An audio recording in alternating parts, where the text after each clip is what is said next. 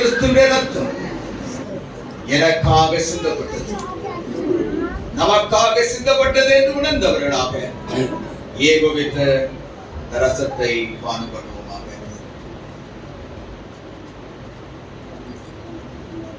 ஜெபம் செய்வோம். கிருபையும் இரக்கமும் நிறைந்த நல்ல ஆண்டவரே,